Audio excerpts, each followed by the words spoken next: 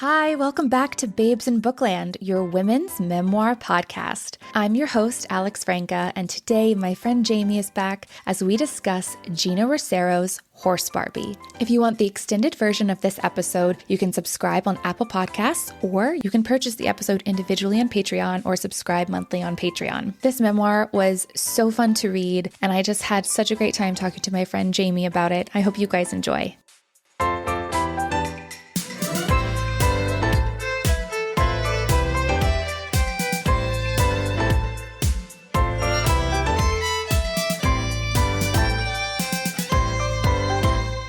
Hi, Jamie. Hey, Alex. So I know that you didn't get a chance to read Geena's book, but you did listen to her TED Talk, and we will discuss that later. But I absolutely adored this memoir. I think I finished it in under 24 hours. I adore Geena, her voice. She's so funny. She writes at one point that she aims for the gumption of Elle Woods. And so obviously I loved her for even including an Elle Woods reference, but she totally does. Her story is about a trans woman, her journey, and her advocacy, but it's also just an empowering tale of where you can take yourself when you feel loved and supported by your family and friends, have the confidence to chase your dreams, and the hustle to make them happen. There's an extra level of self-awareness that I believe trans people have, and maybe we could all benefit from that. Who am I really? What do I believe? What do I stand for? How can you fight to make the world a better, more inclusive, more loving place? Do you know the answers to those questions for yourself, or are you just coasting? Let's get into her memoir. It was published in 2023, and this is Geena's dedication: to my nature boy, my love; to Mama for her unwavering support and love; to Papa, I'll always be your Bojo joy; to Tiger Lily for showing me the magic on stage. All right, James, we don't have any quick topics for this one. We're just gonna dive deeper. Are you ready? Let's do it. Yes.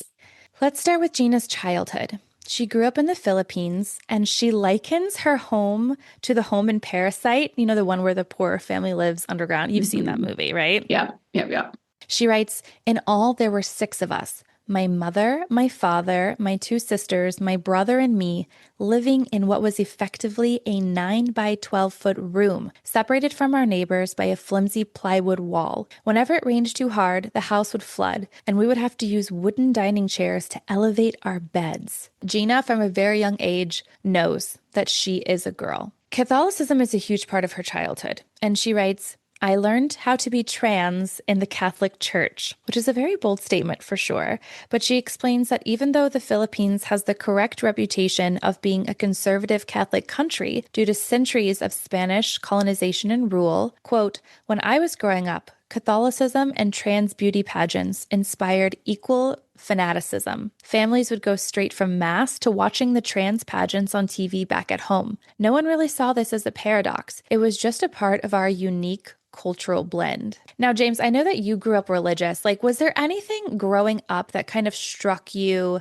Geena writes about not really thinking that it's this paradoxical thing, but obviously, objectively, it feels like it is, right? If you grow up Catholic, but then you go home and you're celebrating people in a trans pageant, like that doesn't necessarily feel like it goes hand in hand. Was there anything when you were growing up where you felt like, this doesn't feel quite like it jives with what I'm being taught at church, but, you know, maybe your family was more open or anything like that?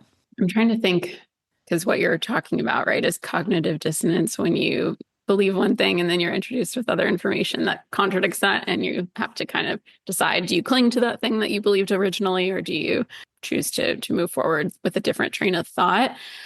It's not one thing, but the thing that ultimately drove me away from religion and Christianity specifically, but ultimately all religion. And that was, we're told time and time again that, you know, God is love and you're accepted here and you're forgiven for your sins and all that jazz. But then I felt really deep shame anytime I did something that I was told was sinful, like, to be a little more specific, you know, as a young female with sexual urges that are totally natural, like feeling very much conflicted about that and no place to really make sense of that until I went to college, and then, you know, liberation. Yeah, that's kind of my journey. There, for me too, were a lot of conflicting messages growing up because I was raised in the Catholic Church, but then I had a mother who was very open about premarital sex and almost like kind of encouraging that because she felt like that was a healthy part of a relationship and a necessary part of understanding if a relationship was working for you or not. And so it is just really interesting when you are faced with this seemingly black and white thing like religion, right? This is good, this is bad. But then you look to the people around you, especially when you're growing up, to kind of ascertain whether there are the gray areas. Did you feel like your parents were devout in their religion? Or did that kind of give you room to question things yourself and maybe not feel so indoctrinated? Yeah, my parents very much had the vibe of like take what you like, leave what you don't, and this is just part of more of like a cultural thing than Mhm. a devotion thing. Like we would go to church most Sundays, but skip if there was, my brother had a baseball game, and we would pray before dinner, before bed at home, but then like not in public and really not talk about God or Jesus is like part of our daily thing. It wasn't, if you were having troubles, it wasn't like, oh, let's pray on it. Like, Yeah. that was not our vibe. But yeah, I'm also thinking like, we grew up, we were teens in the early aughts. And if we had been teens now, I think for me at least, like that awakening aha moment would have happened a lot sooner because I don't know that I knew what it meant to be transgender or that I had like known that I came across a transgender person and didn't see them, in the media like at that age. Hmm. People who are gay to some degree, but like definitely not. It was still stigmatized enough. Like, we lived through gay marriage being legalized. Like, we were born and remember it being not legal in this country. Like, it blows my Right. mind that that was in very recent history. So, Yeah. the youth of today, I think, are making those connections of like, man, this is really fucked up. Like a lot sooner and able to get to that place of inclusivity. That's the hope at the very least, right? That's That's the definitely the hope. Or hope. they just develop hate earlier, like one or the Oh other. God. But Yeah, I do think that exposure is so important. Just recognizing and knowing that people exist differently than you do. They live their lives making different decisions and they're not bad for it. Just because you're gay or you are a different culture or different race, they're not born in our country, doesn't mean you're a bad person. But the more you're exposed to that, I think that can help people educate themselves. yeah, Back to Geena, she finds some affirmation of her budding femininity in the church, actually. This is just so fascinating to me growing up as Catholic. I felt so grateful for her that she was able to turn away from the shame because I think, you and I have discussed this a lot and you brought it up earlier that like there is a lot of shame associated with Christianity. But for Geena, it's like this miraculous thing where she finds herself. She writes about being a part of the choir and getting tasked with gesturing the songs that the choir would sing. It's not really like a sign language. It almost seemed like a modern dance interpretation thing that she was doing. And she writes that she would mimic the powerfully feminine hand gestures that she had seen her mother make countless times. And she feels the church's acceptance of her. She's not standing in a little girl's body at this point, but she's like showcasing this feminine side of herself. And everyone in church is like, yeah, that's great. So I just think that's so wonderful. She also feels major acceptance from her family. She writes about being really good at walking in this feminine way where she sways her hips as she moves, and this is called kimbot in her country. Walking this way would put a mark on her back in her neighborhood. People would rage slurs at her on her way to school or literally throw rocks at her when she was out selling this dessert. And she writes about being so disheartened by people's malicious actions towards her that she looks at herself in a mirror one day and she writes, "A sad child looked back at me. Why was my femininity such a threat? It felt so innocent for me to express it, yet it seemed to enrage other kids, puncturing our childhoods with violence and fear. But I saw something else in my reflection too, the face of someone who could save me." And I thought that was such an interesting question. Why is femininity such a threat? What is the big deal with, even if Geena wasn't a girl, why can't little boys be feminine or have feminine aspects? Like, why is that such a threat? I just love that she used that word threat because that really stopped me. Like, I understand people have really strong feelings about it, but like, what is the fucking big deal? yeah.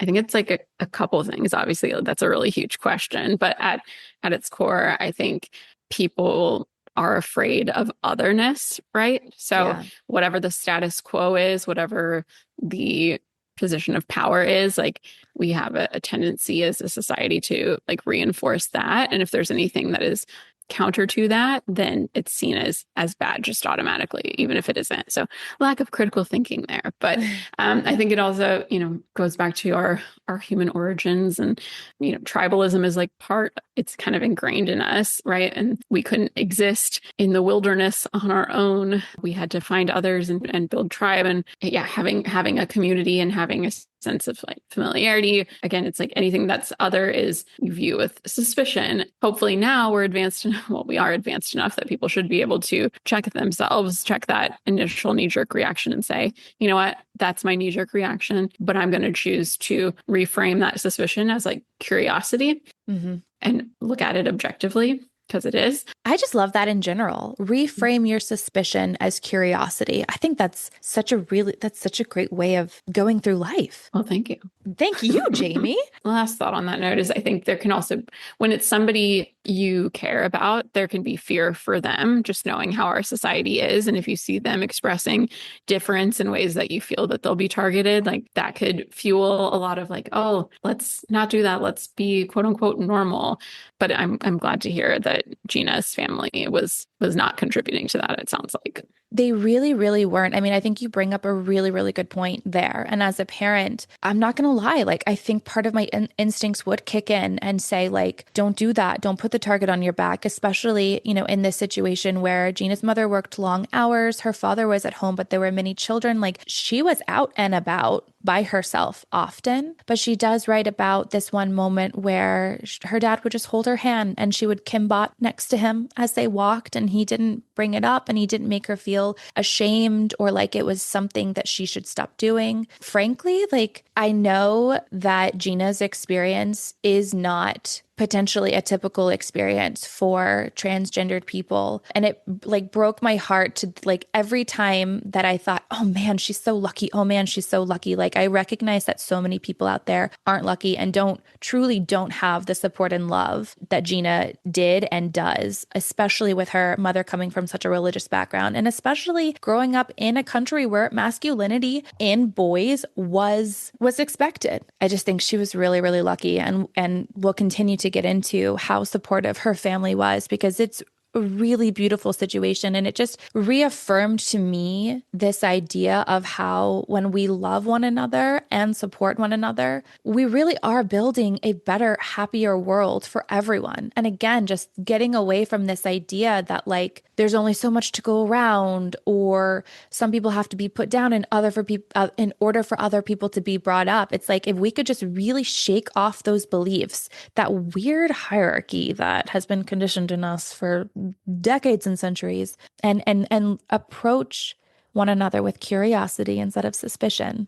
Man, we have such an opportunity to create a beautiful world. We really do. And it bums me out that like we're not sometimes, And focus on our pockets. Yeah. And I do love too that when she saw her reflection in the mirror, she also saw the face of someone who can save me from a very, very young age. I mean, right from when she introduces herself to us, she's a very confident young person. And again, I think this stems from the love and support from her family. But I think some people are just born confident as well. Maybe she's born with it. Maybe it's love and support. I don't know. We're going to dig in now to her relationships with her father and mother a little bit more. Later in her memoir, she shares a story of where her father tells her to keep her chin up because there's, quote, nothing wrong with you. And that is such a powerful sentence for a parent or a parental figure to tell a young person. From a very early age, Geena was made to believe by the people who mattered most to her that she mattered and that there was nothing wrong with her. And again, like it just makes you think of why are we even trying to put these labels on people who are wrong, people who are right. We are conditioned to put a higher value on certain people, cis white people, men probably first, and then it like goes way down the line. Do you feel like you inherently were taught that some people were more valued in our society than others? Yeah. Not like by your parents. Not Definitely by not by your parents, no. for sure. they're very accepting. But yeah, the unspoken things and just societies in print, yeah, you learn pretty early on as a female that boys are seen as more powerful and stronger, and that boys are generally treated better in society, right? And then, as a white female, at some point you realize, like, oh, my experience is different than the experience of people who aren't white, especially women who aren't white, and that kind of intersectionality that they experience, where any kind of discrimination is like twofold. Yeah. So basically, like, whatever we see in power, which we know we live in a country still where only men have been president, and that's wild. But we see that as normal because that's all we know. Yeah. But those things you start to pick up on for sure. One of the things that disappointed me the most was when I believe it was the New York Times did these blurbs of people who were voting one way or the other before the election. And there was a woman who said that she was unsure she would vote for Kamala because she was a woman. And I thought, oh, fuck, dude, like, you're a woman. Do you not value yourself? What is that? What the hell do you need to unpack to where, like, as a woman, one of your gut instincts is that a woman cannot be president because of the fact that she's a woman. And so I don't know, like, I don't really know what we can do to combat that besides just continue to, like, try to push for the changes that need to be made. But sometimes it can be really disheartening. But then I just remind myself, like, hey, I'm raising a little woman and I'm raising a little man, and that's my ripple effect. And, like, I'm going to do my damnedest to raise them to view all people, no matter what they look like, whether they're in able bodies or rare bodies, have neurodivergencies, whatever their skin color is, whether they came from our country or not, that, like, they're people and they have value. And Geena's memoir specifically, especially, like, it ends on kind of a disheartening note because she talks about how the Trump administration, she's writing this during the first Trump administration, already has walked back so many protections and policy changes for the trans community. And honestly, I don't understand why there has been such an emphasis put on the trans community. I mean, I do understand it. It's a culture war. It's a distraction technique. But what I mean to say is I hate that it's working. One of the Trump administration's big claims is that children are unsafe with transgendered people. But in his Substack, journalist Evan Hurst reports that as of October 31st, 2025, there have been 188 separate stories and reports in 2025 alone involving Christian pastors, youth group leaders, priests, Christian school teachers, etc., who have been accused, caught, arrested for, convicted of abusing kids in some way. I'll link it in the show notes. And I did try to do some research into any reports of a trans person sexually abusive or just abusive in general to any children this year, and I found nothing. I keep myself educated and informed as much as I can because I refuse to be a pawn in a game of ignorance and a tool for hate. If politicians had actual platforms of change they could rally around, they wouldn't need us to hate one another. And I have to ask myself, why do they want me to hate XYZ person? What are they hiding? Okay, I'm stepping off my soapbox now. Let's get back to Geena. So her father. She writes, Papa was a complicated man. During the day, while Mama worked, he took care of us with utmost tenderness, cleaning the house and hand-washing our clothes. But once night fell, he would drink rum and become a towering, rageful presence. What seemed contradictory, like Jekyll turning into Hyde, was the predictable result of wounded masculinity. Even at a young age, I could tell his ego was bruised a little more with every reminder he wasn't the breadwinner. Again, I just feel like Geena was this old soul. She has a special connection with her father. He calls her his Bojo Joy. And she writes about how he'd wake her up some nights when he was drunk and emotional, and he'd sing karaoke and tell her stories. She writes, I later realized those late night sessions were his desperate attempt to be heard. Maybe he had accepted my transness because he knew what it was like to have deep-seated emotions that he felt he couldn't express. Maybe he saw a gentleness in me that he wished he could embrace in himself. Maybe his hypermasculinity felt like a weight on his back, one he needed to release when it became too heavy to carry. I think we were both dreamers in our own way. I love the grace and compassion that she approaches her parents with and the respect. And I think that they mostly showed her grace, compassion, and respect. I mean, her father, like she calls him Hyde. Jekyll is the scientist and Hyde is the monster. So I think she was kind of holding back a bit on maybe some of like the darker moments with her dad. But it just was really funny to me. Like I just imagined her dad waking up this like tiny little Geena and being like, come, and then like singing karaoke's and pouring his heart out to a child. It made me really sad for her dad that like he didn't have an adult in his life that he felt like he could be honest with. Yeah, it makes me think of how you hope generation over generation there continues to be more progress in every capacity, but specifically in people feeling free to be who they are. And thinking of trans people in particular, I think there's this sense that there's it's all over the media and more people and kids are saying that they are the other gender, and that's just like it's all getting blown up because it's culturally accepted. And I think that there's probably always been a similar percentage of people who felt like they were born into the wrong body. It just was not safe to proclaim that, right? So, well, and Jamie, let me throw something else at you, which we will get into. There are cultures who don't have gendered pronouns. So, yeah, like, gendering someone is actually it only happens in more of a modern sense and in certain cultures with the Judeo-Christian language that built it. So right. that's something to think about too. And Geena actually discovers this. We'll get into, she kind of goes back in and researches the history of her people's pre-colonization, and she's kind of floored when she finds this. Maybe we all introduce genders, and maybe we all need to like ask ourselves why, It's Yeah. interesting. It's a really interesting concept. Why is God seen as a man when God isn't a human? Amen.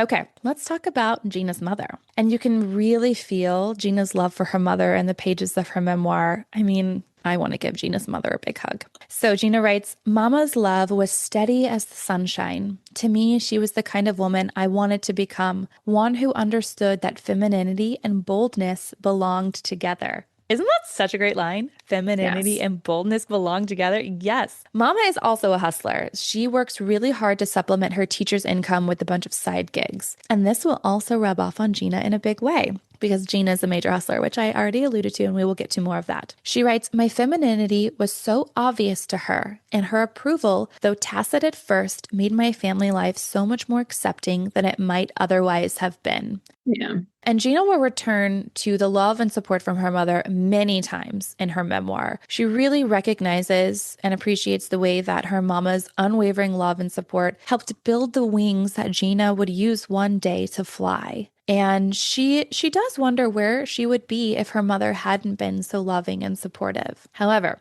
Geena's mother leaves for America when Geena is almost 12. And as I was reading it, I was like, okay, here it goes. This is where Geena's like, and I was so upset. My mother, how could she abandon me? But really, she has so much compassion for her mother. And she writes that like she gets it. She knows that life in America is better for her mom. Her mother's family is there. She writes, I understood in order to find peace, let alone survive, she would have to leave us behind. The relationship with Geena's father is also not really in a good place. The hope is that one day Geena will join her, but it feels like a fragile future. Okay, so let's talk about Geena transitioning. When she's around 12, she starts taking birth control. She could get about 3 weeks worth for 50 cents over the counter. Is that Well, I get mine nuts? for free, so I'm not surprised. I mean, that's pretty awesome without insurance to just be able Yes. to roll in. I mean, And over the counter is a huge thing too, not needing a prescription, which I know yeah. that they have recently released an over the counter birth control in the United States within the past few years. I don't know anybody who's on that one though. Yeah, I don't either. Geena starts sprouting breasts. She writes, soon I would no longer look like the young man Mama might have expected me to become. Geena, she loves pageants and she finds herself there and she finds her community there. And she's also old enough at this point to do them on her own volition. And also she feels celebrated as a woman doing these pageants in a way that she doesn't in her day-to-day life. And so these are a huge, huge deal for her. So she's 15 when a friend invites her to meet the Manila girls after school. And these are the real life legends in the pageant world. This is where she meets Tiger Lily. Geena writes, Tiger Lily was a slender femme in her early 20s with pouty lips and long, lustrous hair who'd made a name for herself as the beauty queen maker. And guess what? Tiger Lily sees something special in Geena, especially after Geena walks.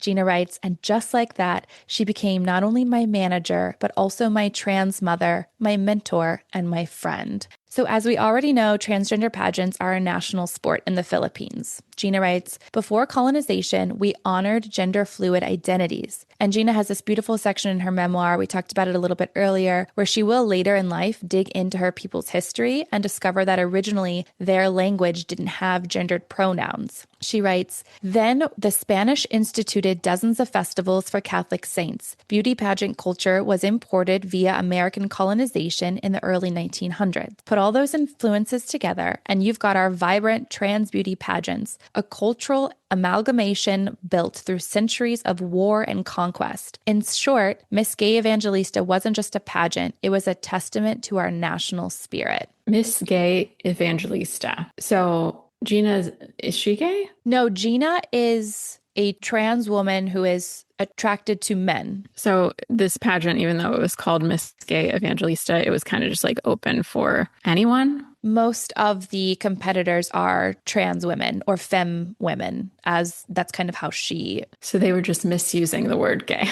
Yes. And then later, she actually, through her advocacy, she works really hard to try to change policy in the Philippines to help people's documents and identification match their truths. The Philippines hasn't budged on that. So you are stuck with, whatever you were assigned at birth. But they did remove the word gay, and now it's just called the Miss Evangelista pageant. So, taking small strides where she can. But yes, my understanding was that these pageants were transgender pageants. So, right, the word gay, maybe some of these women were gay. I don't know. Just because you're transgender doesn't mean you're straight. Right. Gender identity and sexual identity, two different things. Yeah, that's why it was so interesting to read this too, to have kind of both worlds be celebrated and come together, yet still so separated, Yeah. It makes me think of there's a lot more societal tolerance for things that are seen as entertainment than when we're talking about true social change. You could talk about race relations in the US and the connection with the NFL and how people want to be entertained all day. But when it comes to Black rights, there's a fine line. There's don't people you who kneel. support the NFL who don't want to take it beyond entertainment, make it political. But it's all to be a person. It's to be engaged in politics, because that's life. Yeah, because you'll be affected by them either way. I mean, you can claim that you don't pay attention to politics and try to be ignorant, but at the end of the day, the policies that these people who you either vote or don't vote for are implementing will affect you and the people you love. So you might as well pay attention. Yeah. I can't stand people who don't vote. But that's for another time and place, Jamie. Let's keep going with Geena. This is the really big pageant, and Geena is just literally thrown into it, right? The custom is for competitors to choose a celebrity name to use as their on-stage persona. Geena chooses Asunta de Rossi, the star of the hit show Bubblegum Gang, the freshest young actress in the Philippines. She writes about the mix of confidence and nerves and imposter syndrome she experiences, but before the ball gown walk, they pray, and Geena writes that she feels at peace, leaving it all in God's hands. She wins second runner-up, and Geena is elated, not only by her win, but by this beautiful new group and community that she has found. She writes, I couldn't imagine ever feeling happier than I did in that moment, surrounded by a group of people who not only accepted me for who I was, without question, but also saw me as special, a pageant prodigy in the making. For the first time in my life, I felt fully affirmed, totally aligned with my feminine expression. I hadn't just almost won a pageant. I had unlocked something essential, something spiritual inside me too. I was a performer. It felt like a calling from above. Isn't that so lovely? Do you have any moments in your life where you found that thing that just made you feel more alive or seen, like Geena does here? The things that come to mind are traveling alone, the times that I've done that, and especially those initial times that I did that made me feel really alive and seen in a new way, right? Because you're surrounded by no one who knows you, right? Mm-hmm. So probably that. Yeah. That's really cool. When's the last time you traveled alone then? Maybe it's something you should think about doing. Yeah. Well, yeah. It's been a while since I've traveled alone to go someplace where I wasn't meeting anyone I know. So that, yeah, maybe I'm due. Yeah, I think you are. Back to Geena. She writes about wanting to keep the pageants and this new thing from her mother, unsure of what her mother's reaction would be to her little boy growing up to be a beauty queen. But her mother has been sent photos by other family members, and she is so proud. She says, "My little baby is now a lady. You look so beautiful." Real love, honestly, pure love. Geena writes, "I didn't need to come out to her. I never said those declarative words, and I didn't even know them at the time. Vocabulary like trans would come much later in my life. All I needed to hear was the pride in Mama's voice as she called me beautiful." Okay, so Gina's kicking ass and taking names. She's making really good money. Then she goes on this little losing streak. The money is almost all gone. And so Tiger Lily, in an incredible act of belief and support, pawns her own mother's wedding ring so they can pay for another pageant. She's betting everything on Geena, and Geena calls this a major before and after moment in her life, one where everything changes for her. Can you think of any major like before and after moments for you in your life? Yeah.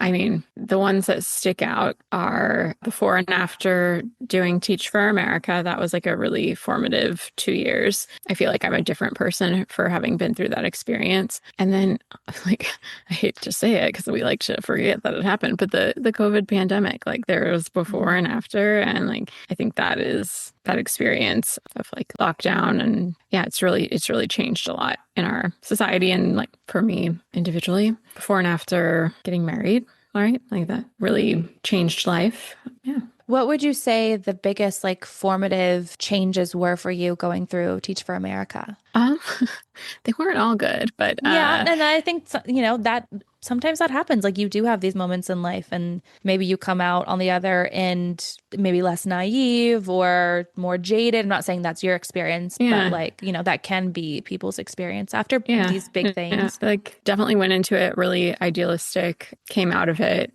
more. I think the words I used to use were like that it was eye-opening, heartbreaking, and life-changing. Like it just, yeah, I'm glad I had the opportunity to get a real like front row seat view of like the problems in urban education in our country and hopefully have a small hand in making a positive contribution during my time there. But Yeah. yeah, definitely thought I was going to make a lot more positive impact than I did. Really, I think I was like just paying witness to the struggles. And yeah, I definitely needed to step back from education entirely right after that, but came back to it and have had now a 15-year-long career working in education and nonprofit, and like that probably would have not been the case had I done something else after undergrad. So yeah, and it proved to me like I can do hard things. I don't think anything I've done since then has been hard in the way that was hard, and that might seem there's no way to explain it to anyone who hasn't Yeah. experienced it in the same way. Yeah. I think a lot of people attempt to have opinions and cast judgments on things like educational reform and approach who aren't in it. And until you are in something, until you're experiencing the low lows or the challenges, how can you really have like a well-rounded opinion or even know what needs to change? I think that's what I'm realizing as I grow older is like so many people who we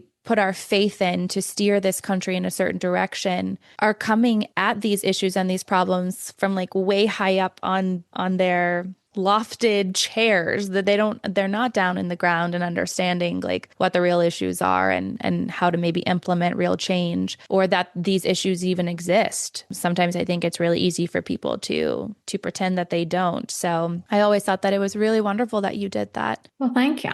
Yeah, yeah. And, there's valuable experiences to be had when you put yourself out of your comfort zone, for sure. And this moment for Geena is one of those before after moments because I think it's the first time in her life she's been loved, she's been supported, she's been accepted, but this is the first time that someone's like bet on her. When someone else believes in you, maybe more than you believe in yourself, it just gives you the courage to dream big, I think, personally. That's kind of been something that I've experienced in my life too. It makes me wonder if she has gone on to be that person for others. I'm sure she makes an effort too. That's an interesting question, sure, in the day to day, that whole idea that like, especially women should lift one another up. But I think that that's also what her point is with this book and doing her TED Talk. And she writes about, she quote unquote exposed herself. That's the language that she uses, told her truth finally after having success as a model and being so fearful of that coming out, which we'll get into a little bit deeper soon, so that hopefully other people can feel like they don't have to hide their truths too. So her father, he has a stroke, and it's actually his second one. And this time it's not mild like the first. And so she scales back her pageants to be with him. She writes, Papa became softer. It was as if being humbled physically had opened him spiritually. He stopped drinking. His moods were calmer. And a few months into recovery, he became a born-again Christian. But no matter how religious he became, and he got preachy, he never stopped loving me, transness and all. He'd say, my kid, no matter what people say, there's nothing wrong with you. Just be a good person. And so that's kind of the mantra that she takes with her the rest of her life. There's nothing wrong with me. Just be a good person. I love that. Okay, so we get to the titular section of the memoir, Chapter 5, Horse Barbie. And this is where we learn that Geena had the most fantastic wig. It was this mane of long black hair. Okay, some of which, James, had come from an overcrowded Manila cemetery. She tells us that if a family can't keep paying for a plot 5 years after a loved one is buried, they exhume the remains to make space for someone else. Isn't that? And the hair is still good after 5 years? I guess so. I mean, it must be. Ew. I know. I was like, OMG. They're going to say it was horse hair. No, it was dead woman hair. Yikes. Geena credits this mystical, magical hair made by the famed wig maker Manag Sally as the reason behind her meteoric rise through the pageant scene. I think she was also the special ingredient, but her hair just gave her more confidence. Okay, so back to Geena. She was told that she looked like a horse by some jealous competitors. They'd also comment on her dark skin, as light skin was coveted. Geena writes about using bleaching powder to make her skin lighter. So she writes, she flipped the insult on its head. Little by little, I became the dark horse, literally and figuratively. And once I was on top, horse wasn't an insult anymore. And I was just like, yes, girl, yes. Tiger Lily gives her the full nickname, Horse Barbie. Geena does resemble a Barbie with her long legs and statuesque physique. She writes, I hadn't just grown up to be one of my sister's dolls. I was something more, a unique hybrid being who could straddle multiple worlds, unclassifiable and unique. And it's a really empowering example of confidently embracing yourself and using your unique attributes as strengths rather than weaknesses. I mean, plus, like, she's winning. So she's like, call me horse all you want, but this horse is winning the races. So anyway, she keeps winning titles and money, but it's Miss Gay Universe 2001 that opens up doors for her. And she needs to figure out her next step, how to parlay her pageant success to a career with longevity, until her mother calls. Her green card has been approved. And even bigger than that, in America, she can have her female name and the coveted F for female on official documents. A legal gender change, something she cannot do in the Philippines. Hi guys, Alex popping in here. Okay, so we recorded this episode in the summer. It is now November. I'm editing it and it's coming your way. The Supreme Court has recently ruled that the new policy put forth by the Trump administration, reversing the X marker option and mandating that passports reflect the biological sex at birth. The Supreme Court recently ruled that this policy can be enforced while it goes through legal challenges. This is problematic for a lot of reasons. There are a lot of smarter people out there who go into the depths of them, but mostly your identification is supposed to identify you. And if a person has had gender-affirming surgeries, taken gender-affirming hormones, they're going to look a certain gender. And now their identification is going to be conflicting of that. And again, my biggest thing is just why? It's literally designed only to oppress a certain group of people. It bothers me. It hurts me zero if Karen down the street was born biologically a boy and has realized that she identifies as a woman and walks through the world as Karen. I mean, I know, sorry, picking Karen, maybe not the best name, but it just baffles me. It just truly baffles me. I don't get it. But anyways, here is a little bit of the history of the policies for changing the sex marker on passports, which is a federal identification. Before 1992, it was very inconsistent and could require evidence of surgery. In 1992, the State Department introduced a policy requiring proof of surgery to change a passport's sex designation, but it allowed limited validity passports for those traveling for surgery. In 2010, the surgery requirement was replaced with a doctor's certification of, quote, appropriate clinical treatment for gender transition. In 2021, under the Biden administration, the State Department began allowing self-certification for gender markers on passports, eliminating the need for medical documentation and adding an X option for non-binary individuals. This change was the result of advocacy, including a lawsuit that led to the first X designation passport being issued to an intersex individual. You can find out more information about all this stuff. I literally just Googled passport identification history, and this is what came up. It's just so disheartening. And again, I don't mean to harp on this, you guys, but like, why are they distracting us with this bullshit? What are they distracting us from is like what I'm most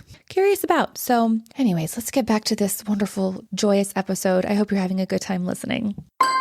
She writes about how there are very few doctors who do gender-affirming care, and a lot of people resort to DIY methods, which sometimes leads to their death. Also, unfortunately, right before Geena moves to America, her father suffers a fatal stroke, but she knows she carries his blessing with her as she comes to the United States. She writes that America, quote, smelled like possibility. And it was really fascinating to read her immigrant experience, especially as a trans woman. Again, once she finds her community, she really seems to be propped up in all the right ways. But this is where she'll really come face to face with living in fear of her truth being found out versus finding the courage and the confidence to speak her truth, especially after having a good career. So life is very different very fast. She's not famous here. She's not able to perform in her beloved pageants, and she really only has her family as a community at the beginning. But she also has Lucy, who had won Miss Gay Evangelista before Geena competed. Lucy ends up being her guide. She hooks her up with a job at the Macy's cosmetics counter, among other trans Filipinas, so it feels like home for Geena. Lucy teaches her makeup tricks, how to contour her face, and she quickly becomes her best friend. She takes her dancing at this place called Divas, and she seems to have all the answers. She also meets this man, Denmark, who becomes her other BFF. Soon, she has enough money, $300 at the time, to pay for a name change. So her mother has the idea for her to spell Geena, Geena, instead of Gena or Gina. Just a little something different. And I thought it was really sweet. Geena writes, we both knew what was happening. She was renaming me and reclaiming me as her daughter. Mama had already chosen what I was called once. It was only fair that she got a second chance.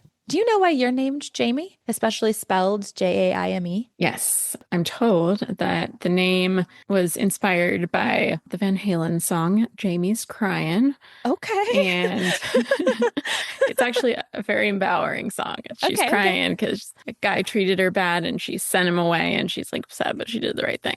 Mm-hmm. Why it's spelled this way, though, that was my grandmother's influence of like, oh, let's spell it the French way. Ooh la la. Back to Geena. Her new ID comes, and because of a clerical error, it actually has an F under her gender. And so she's over the moon, but she knows that like this was an error, but she sees it as a sign. Everything's coming together. Except she has to be really cautious when it comes to seeking out flirty fun. She shares this heartbreaking story about a young woman, Gwen Arajo, who was murdered because she hadn't disclosed to a sexual partner she was a trans woman before they were intimate. Stories like this, men's reactions, their temper, their violence, was terrifying. She had friends who would disclose right away and others who didn't. Geena writes, was there anywhere on earth I could be respected and free at the same time? I had crossed an ocean for recognition, but what good was recognition without safety? She ponders on all of this as she realizes she is wabuking, she writes. It's a Wabuking.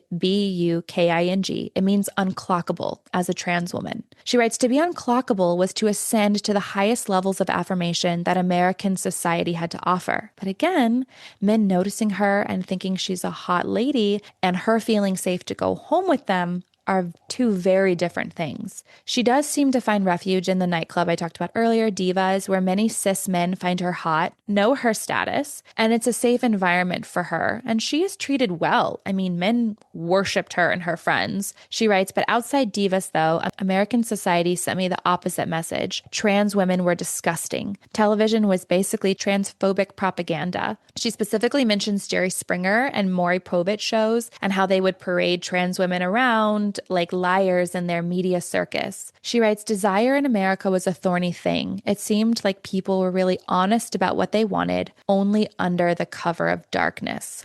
So it's this really interesting juxtaposition that she's living in. And also, I mean, she kind of wonders, like, why do I have to share this really intimate part of myself? And this becomes an even bigger question for her after she does have her gender reaffirming surgery.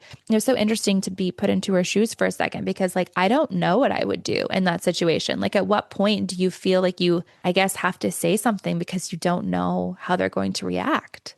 Yeah.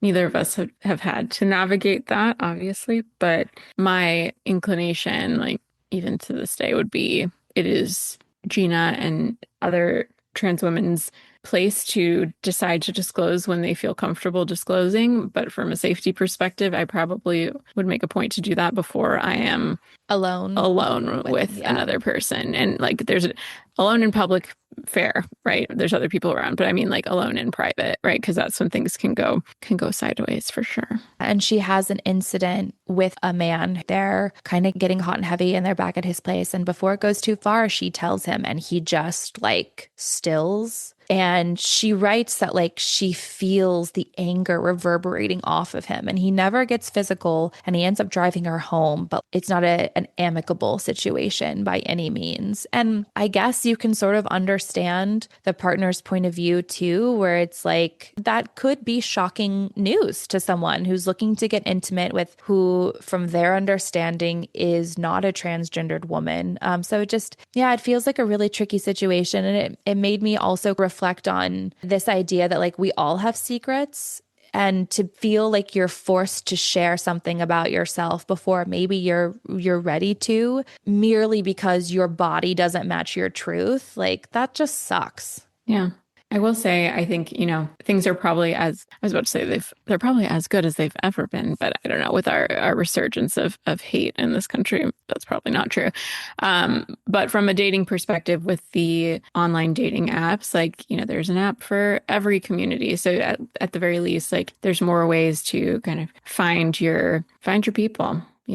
And we're going to get to that in just one second. Cool. Because she is able to get gender reaffirming surgery only a few years after she moves to America. Her Catholic mother accompanies her to the suburb of Bangkok to see Dr. Suporn, who is famous around the world for his work. So she now has a vagina and everyone keeps calling her a butterfly. It's very sweet. To commemorate the trip, her mother buys them gold necklaces. Geena gets a butterfly and her mother gets a golden cross with Jesus on it. Geena writes, a pair as perfect as it was unexpected. Geena writes, ever since moving to America, I had been on a long journey of discovery, embracing the skin I lived in, questioning the religion I was born into, and reclaiming my pre-colonial past. Coming home from the surgery wasn't the completion of that process, but it was a key dividing line between who I had been before and who I would be moving forward. I wasn't going to let beliefs of my past hold me back any longer. I was ready to seek my own truth. But she realizes she has to learn how to use her vagina because it's like a new tool to her in her 20s. Yeah. And so you were talking about apps earlier and finding your people. She's able to go on Craigslist and seek out men who understand the intimate experience that they're getting themselves into. And her first time is with this really sweet guy who's constantly checking in with her. And it was a really good experience. I'm very glad she had a great Craigslist hookup experience. Yeah.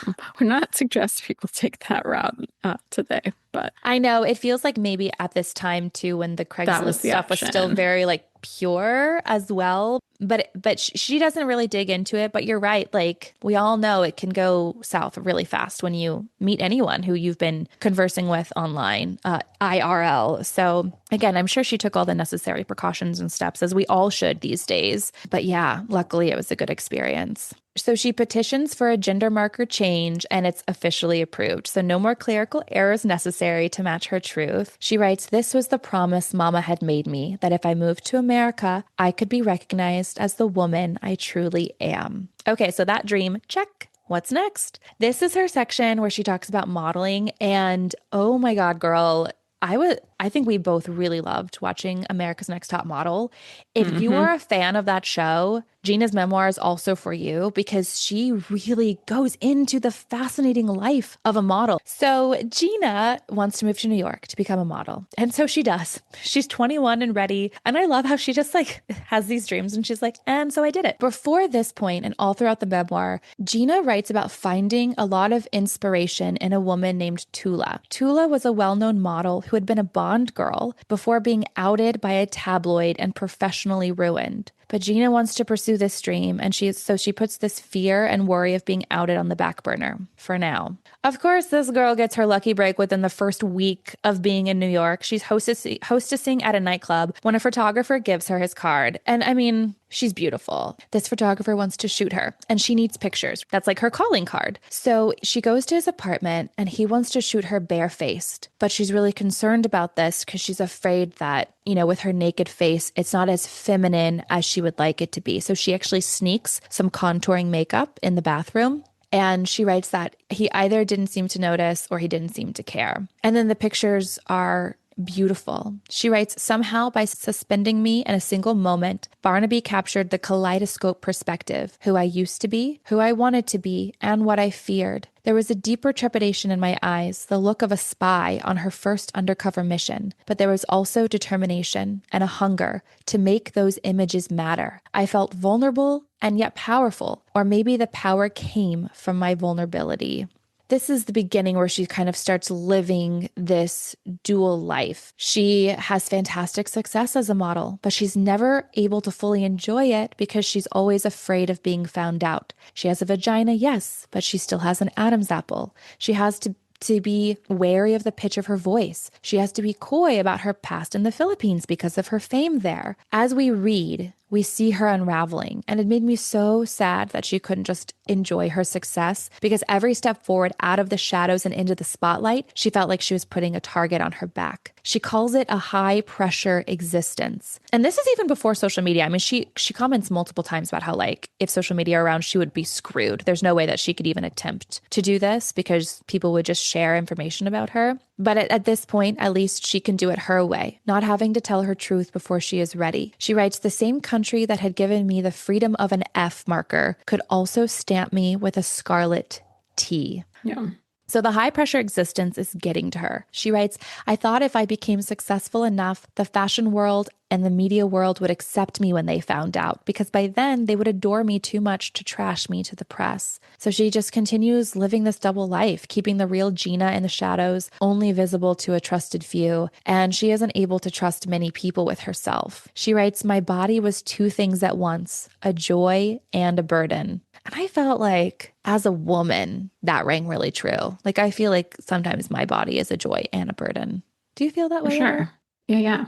And she keeps telling herself, one day I can tell everyone, one day when they love me enough and it won't matter. It makes me think of like, is there any famous female that you can think of who, if they were to come out as trans and we would like didn't know this whole time, that you think that they wouldn't get Trashed in the backlash? tabloids. Yeah. Like Taylor Swift. If Taylor Swift came out as trans, I'd still support her. I mean, we would, but we support trans people right now. Right. She's seen it played out with this Tula woman that she talks about being an inspiration to her. That's terrifying. Yeah. It seems from what you've shared and my having watched her TED Talk that she just got to the point where she was willing to accept the repercussions if they were to come, rather than saying like, oh, I'm at the point where I know I will be accepted, because that was never going to come. I completely agree. How does she get to that point where she's ready to tell her truth despite the repercussions? She books a Macy's campaign, which like seems really exciting, except that she has to go back to San Francisco to shoot it. And she's just worried the entire time that someone from the cosmetics department is going to out her And so after all of this, like she's just growing more paranoid. She feels she's living on borrowed time. She's feeling like a shell of her old self. She decides to pivot from modeling. She writes, "What was so exhausting about chasing my modeling dream was that nothing was ever enough. There had always been another milestone to achieve, another higher bar to leap over. I couldn't help being ambitious. But when had I last stopped to feel pleasure? When would I feel like I'd had enough?" Again, to kind of go with her hustling, there's this great story where she talks about sneaking into the corporate offices of Inc. magazine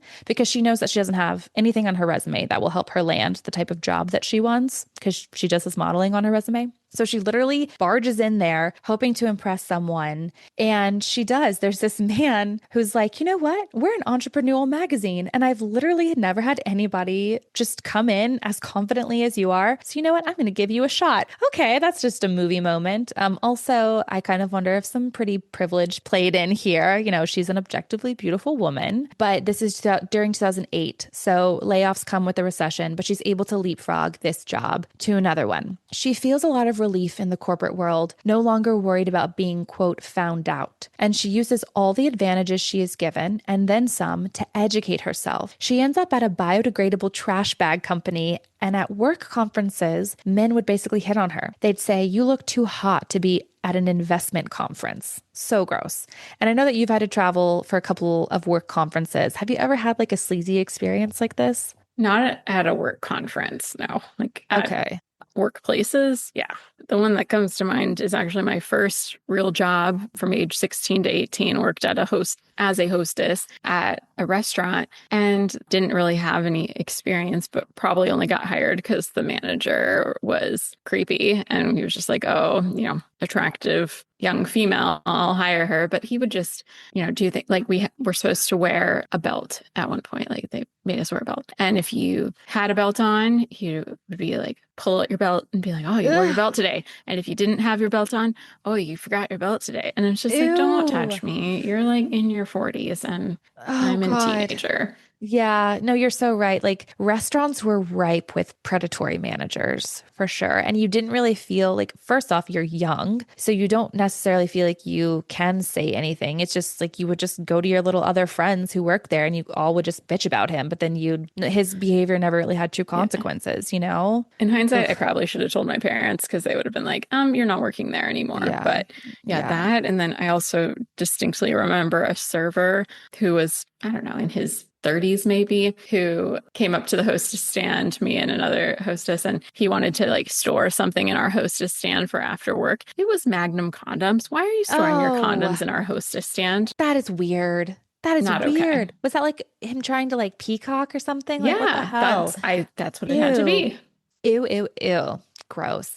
Yeah. Well, Geena writes, "I wasn't going to let these sexist assholes keep me from networking. I went to all the entrepreneur and venture tech meetups I could, staying in the thick of hustlers and refusing to take any gruff." So she's kicking ass and taking names at this new venture. And then she meets Norman. They have instant chemistry at a July 4th party in the Hamptons. And she writes about how he very quickly shares with her that he has type 1 diabetes. She writes, "I marveled at how forthright Norman was about his condition, thinking nothing of testing his blood sugar in front of me. Of course, he had no choice. This was a life or death decision for him. But was it my own secret life or death too? What would it be like for me to share my transness as casually as Norman shared about his diabetes?" And then less than a month after they meet, she shares her transness with him. Norman thanks her for sharing and then asks, "Now can we keep loving each other?" Are they still together? Tell me they're still Yes, together. they're Oh still my God. together. And girl, he's very handsome. I mean, like, he's cute. She has pictures in her book, and you're just like, hey, girl, get it. All right. So the last section of her book is about exploring herself more deeply, and her peoples, like her ancestry. She writes about going to Burning Man and having a spiritual experience inside a temple on acid. She writes, "I finally made the connection between Papa and my life journey so far. He met my early femininity with a masculine love that set me free. He was the reason I was standing here. Psychedelics can make you hear and see things that aren't real, but sometimes we need fiction to tell us the truth. I heard Papa say to me, 'Your femme boyhood was enough. You are more than enough, my Bojo Joy.'" And that was like his little nickname for her. Would you ever do ayahuasca or anything like that? I would never do acid, but then I read about experiences like this and I'm like, oh man, that seems so profound. I'm intrigued by the ones that are more Positive. research based. I like Mm-hmm. psilocybin, right? Oh, I don't know. Keta- What's that magic one? mushrooms. Like there's a Okay, lot okay. of research on them being used for, yeah, psychological benefit. Yeah, I think PTSD for veterans, like that's a population that it's been researched with pretty deeply. Also, ketamine, anything that gets at neuroplasticity, rewiring your brain, if you will. Ayahuasca, you vomit a lot from what I'm told, and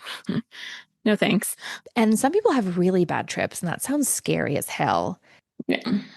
She just seems to have this really profound moment for her where everything starts to come together. And I loved the line, sometimes we need fiction to tell us the truth. I like that too. Okay, so Geena goes on this amazing trip to discover the past of her people's pre-colonization. And we kind of talked about how she learns that there was gender fluidity. There were no gendered pronouns until the Spanish came in and colonized the Philippines. And so she just has a lot of these aha moments. And this is when she realizes she is ready to come out and tell her story, and that it doesn't feel scary anymore. It feels thrilling. She's able to let go of the shame that had been associated with the word transgender. She writes, instead, pride swelled in my heart. So through a friend that she had met in the business world, she's able to pitch an idea for her talk to a TED Talk. And it's really cool. She goes through the whole process and writes about how she had another woman named Geena, who helped her refine her speech. They set you up for success at TED Talks. They don't just like throw you on stage and they're like, good luck. Like you have to say your speech to them multiple times. They teach you how to speak. They give you techniques on how to be confident on stage. And I know that you listened to her TED Talk. So what did you think? It was short and sweet. But yeah, it was very clear to me in her TED Talk that she understands that she has a degree of privilege, and being a trans woman who no one would ever look at and think might be a trans woman, right? She just kind Wabucking. of passes,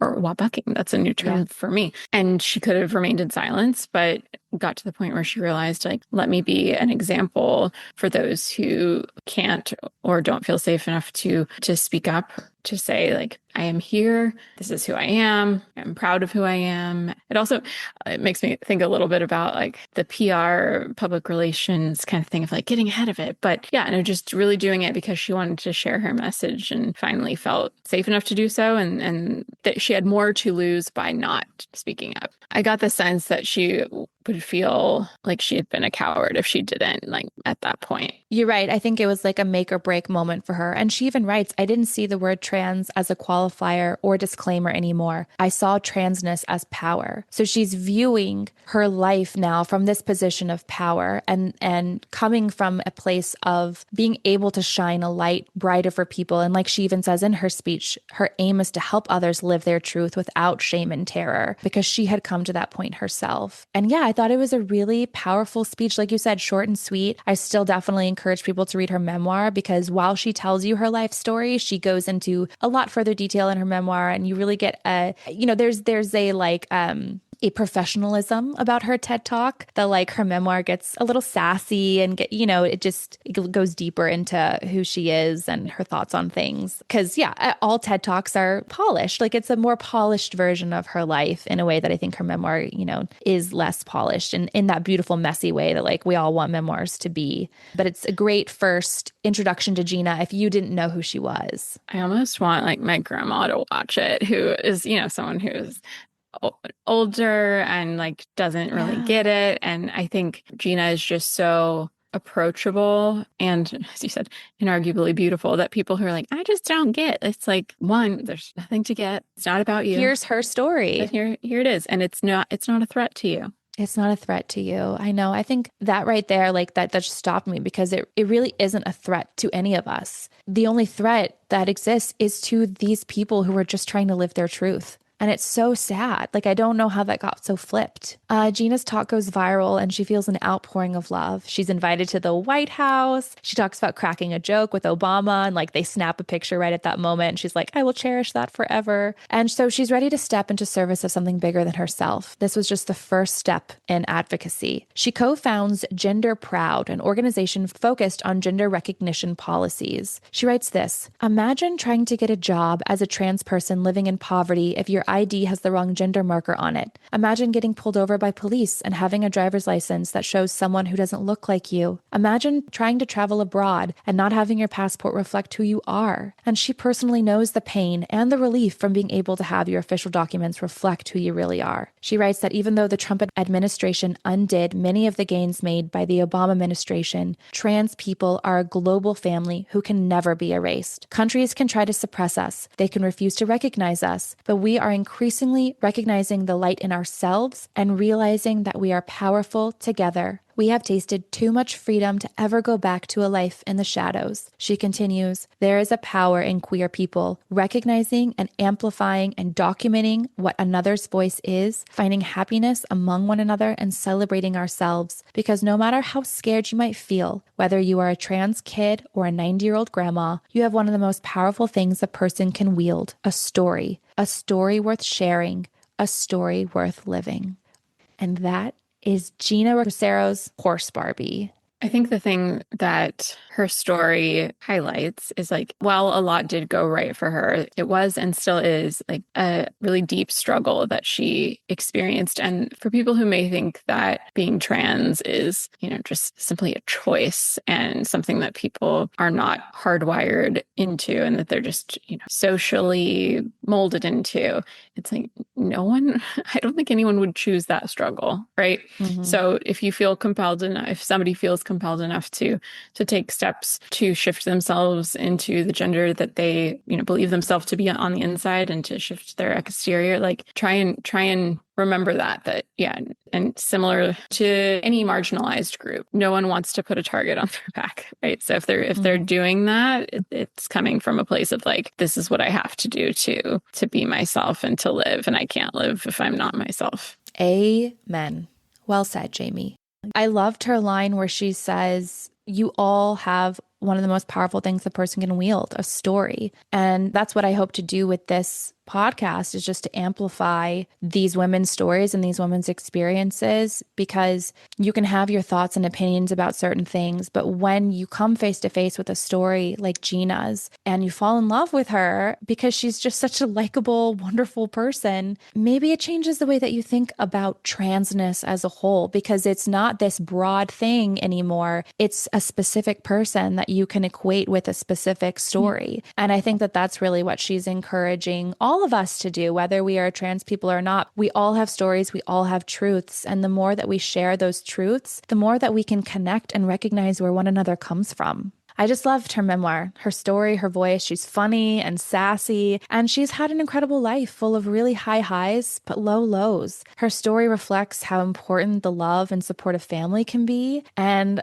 I, as someone who grew to love Geena through her pages, just feel really grateful to her mother and the other incredible people who loved her so much. It's a beautiful example of what it means, I think, to be a parent. And it's a testament to the fact that when women support one another, lift one another up, love one another, and validate one another, we all feel more individually capable. But we need men's support too. I love the idea of you sharing the TED Talk with your grandmother. I do kind of wonder if people were actually faced with knowing individual stories, like what their reactions would be. I don't know. Something to think about. P.S. Do you know that there's a Barbie in your background and has been this whole time? Yeah. You planned it? My Barbie. Where's your horse? That's just where she goes. Jamie, thank you so much for joining me today to talk about Geena's memoir. I always appreciate your thoughts and reflections. And yeah, I can't wait to chat about our next book soon. Thanks, Alex. Okay, love you. Bye. Bye. And thank you all for listening to our episode today. If you enjoyed our discussion, please rate and review the show. I would so appreciate that. And share it with a friend. Jamie will be back next month to chat about Michelle Obama's Becoming.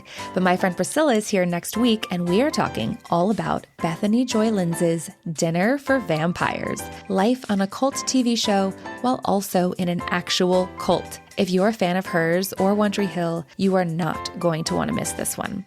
Go ahead and subscribe to the show and it will automatically download for you. Until next time, take care.